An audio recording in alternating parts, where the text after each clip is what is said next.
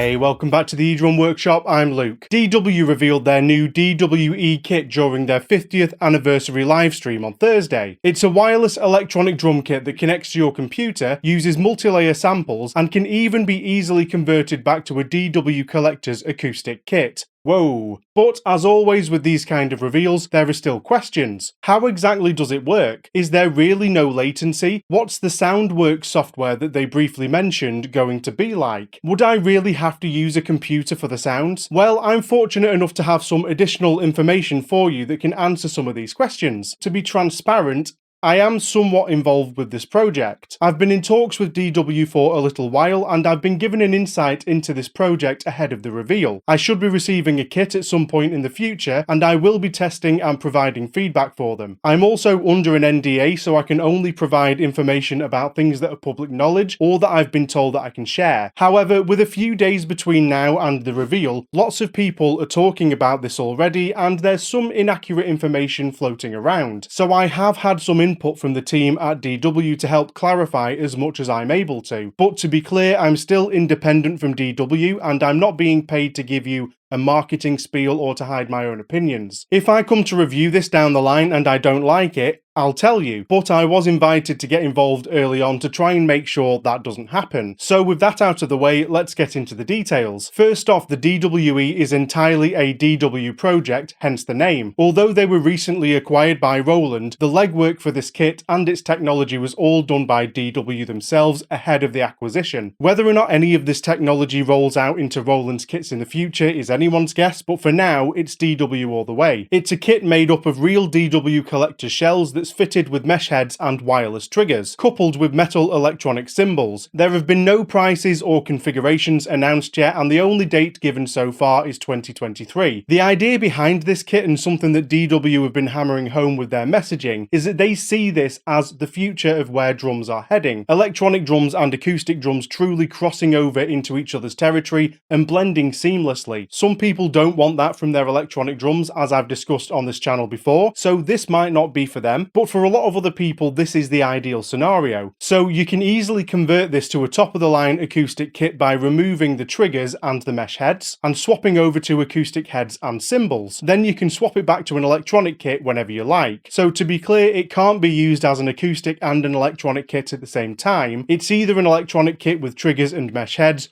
or an acoustic kit with the triggers removed. Some people have been unsure about whether or not the heads themselves are the triggers. They're not, they're standard mesh heads and the triggers are underneath. Now obviously DW are being pretty tight-lipped about what's going on under the hood of these triggers, but as far as I understand it, they're wireless multi-sensor triggers that also have force-sensitive resistors for the touch and pressure response. I'll get into exactly what you can get out of these drums and cymbals shortly, because I know that a lot of people might be worried about the wireless with regards to interference, latency, and battery life. As mentioned in DW's livestream, interference apparently hasn't been an issue. It's not using Wi-Fi or Bluetooth, so the usual issues that come along with those aren't present. Something that was mentioned in a dealer's preview prior to the stream is that Roland's wireless engineers were very impressed with how the wireless was basically immune to RF interference, and that's something that they tested as part of their due diligence for the acquisition. Obviously, I haven't tried it myself, but that certainly sounds promising. When it comes to latency, because the triggers themselves do the processing, the amount of data transferred wirelessly is very small. DW says that this works out to be 10 times faster than MIDI over a cable, adding no perceivable latency to the system. The largest source of latency is going to be your own computer on the sound output end, like when you use other forms of drum software. Each drum and cymbal pad uses 2 standard AA batteries for power, so they don't have built-in chargeable batteries or anything, you just replace them when you need to. Again, according to DW, under standard playing circumstances, they should last over a year. When the triggers are hit, they send the relevant data and then the radio turns off immediately after being hit, with the processor going into a low power mode. And as you can see from the live stream video, the range of the wireless looks pretty good too. Thomas Lang was playing a snare drum down by the audience while Chad Wackerman played the kit up on the stage, both connected to the same hub. Speaking of which, the hub supports 30 pads at least, which is promising for those who like having monster kit setups. So far, what's been shown off of the triggering and playability looks really positive. The triggers have multiple sensors, so you can get positional sensing out of the head from center to edge. You can do rim only hits as well as rim shots, and there's also cross stick detection from placing your hand on the head. similarly to the Roland digital snare. My personal favourite inclusion is the ability to use the throw-off on the drum to switch to a wires-off sound.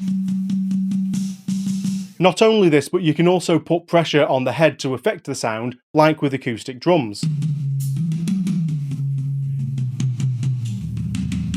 Force-sensitive resistors, or FSR, aren't brand new technology. They've been used before in similar applications, but the combination of this with the other functionality looks like it's going to potentially add up to really expressive electronics. The toms can also do head, rim and rim shots, as well as positional sensing like the snare, and the kick seems pretty similar to your standard single zone kick. The cymbals are metal, which will please some drummers, and they're all 3-zone with choke. As you can see in this image from the floor demo, they essentially have a floating bell zone that's separated from the rest of the cymbal, presumably for better isolation. And for those who've been active in the electronic drum community over the years, you might recognise somebody in this photo. The only slightly concerning thing that I've seen is that the hi-hat doesn't appear to be doing quite what it should be on the pre-recorded demo video from the live stream.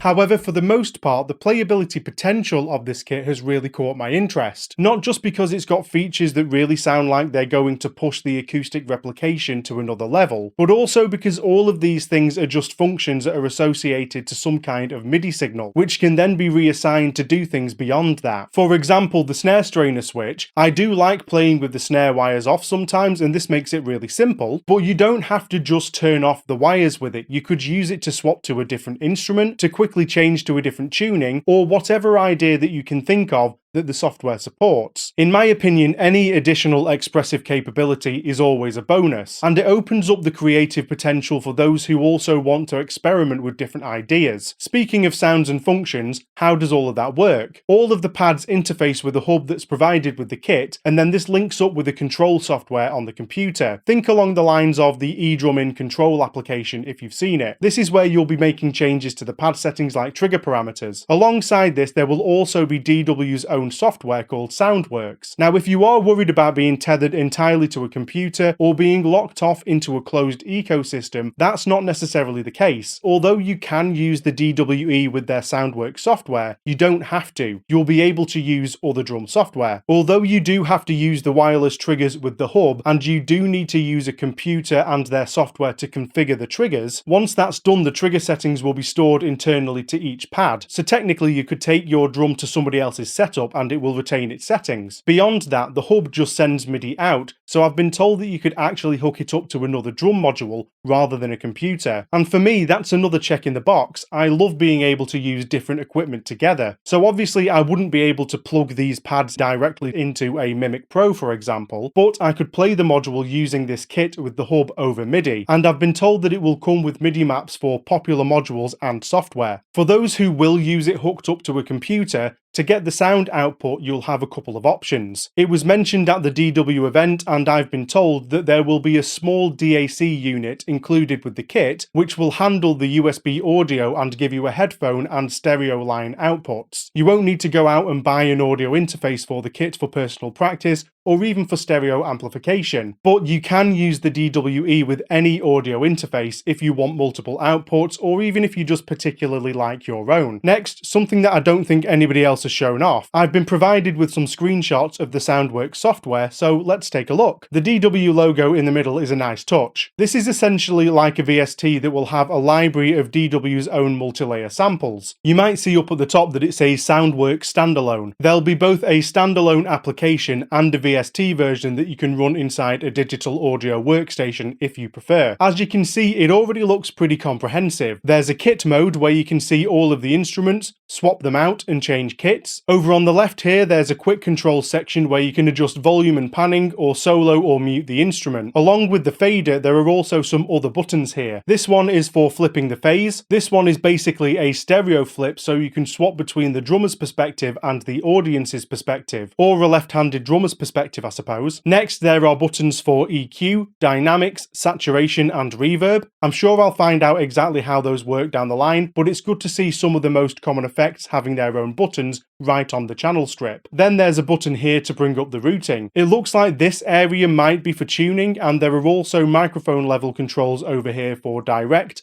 overhead and ambience mics. I've been told that this section opens up into a full individual microphone control area, and up to 15 microphones have been used to record these samples, which is a lot of control to play with. Over on the right there's an articulation section where it looks like you can preview each articulation and adjust their volume. Here you can see center, edge, rim shot, cross stick and rim, center snares off, edge snares off, and presumably the rest of the snares off articulations are under there. This L button here is for the MIDI learn function. Underneath this is an envelope section where you can shape the sound with attack, decay, sustain and release controls. Going further down there looks to be more useful functionality. As well as multiple libraries and kit pieces listed, there's a favorite kit section, a setlist function, a kit designer, which must be where you create your own kits, and then an instrument designer. Apparently you can load your own multi-layer samples into the software to use alongside the rest of the library. I'm really looking forward to that. You can also swap over to the mixer mode, which has channel strips for all of your instruments, overhead and ambience mics, and the master. The controls are mirrored from the quick control section, but of course now you have access to them all at once. Underneath, it looks like you can swap between mixer view for instruments 1 to 10, then 11 to 20, and then X pads, which I believe will be user assignable additional pads. You can also see tabs for auxiliary buses and sends routing as well. So Soundworks looks really similar to other drum software that you might have seen and used, and it has a lot of the things that you would expect implemented already. One added benefit from my perspective is that it's being developed with electronic drum integration in mind, which is a pretty big bonus compared to most VSTs, which are usually a bit more studio focused. The software will be included with the kit,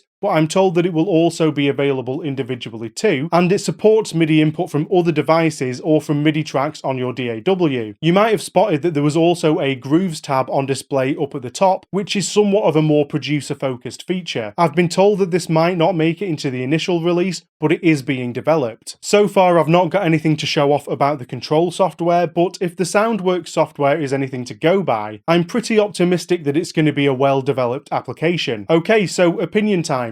What do I actually think of this system on first look? Well, I think it's a really exciting looking kit, and it has a lot of positive implications for the future of electronic drums. I have a couple of minor reservations that I'll get into, but let's look at the good first. To begin with, this kit appears to have some really good looking features that will blur the boundaries between acoustic and electronic drums even more. And if that's what you want, then that's great. For a lot of people, myself included, some of this functionality will be entirely new, and could be potentially game-changing. Obviously, most of the technology isn't brand new, never been done before stuff. The first wireless trigger system was Versa Trigger. FSR for pressure sensitivity has been done before. Positional sensing has been knocking around for years. Roland's digital snare has cross-stick detection. VSTs with multi-layer samples are already very popular, and acoustic sizes on electronic drums really took off recently, but they go back much further than that. However, this is the first time that I've seen all of these packaged together into one coherent system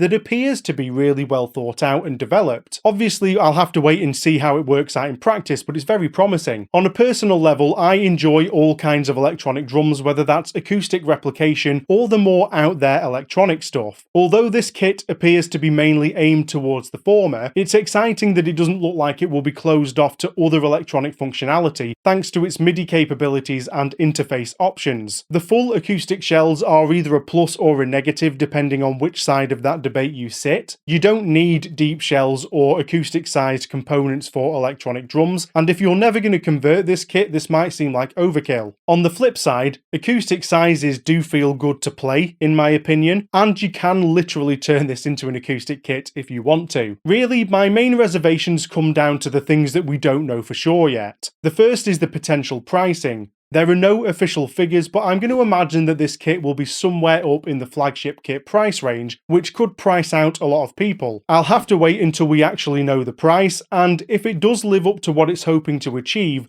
It is easily a flagship kit, so that could be justified in the context of the market. The other reservation that springs to mind is in terms of user servicing of parts or failures. Most current drum triggers are just a couple of piezos and a jack connector, or a single piezo and an edge switch for cymbals. If something goes wrong out of warranty, it's quite likely to be a simple soldering job, maybe a replacement switch. But with triggers like these DWE ones, and even Roland's digital pads which contain processors, and now even wireless, just opening it up and poking around might not be the best idea. On the flip side though, as long as the support's there, this might be a complete non-issue. We'll just have to wait and see when it actually comes to market. Thank you for sticking around to the end. I hope you enjoyed the video and you found it useful. If you want to know what I thought of the Yamaha DTX 10K, the Roland TD-07, 2-box Drummit 5 Mark II, Gave a G9 kit, or even more, check out this playlist of electronic drum kit reviews. Enjoy the rest of your day, and I'll see you in the next video. Cheers!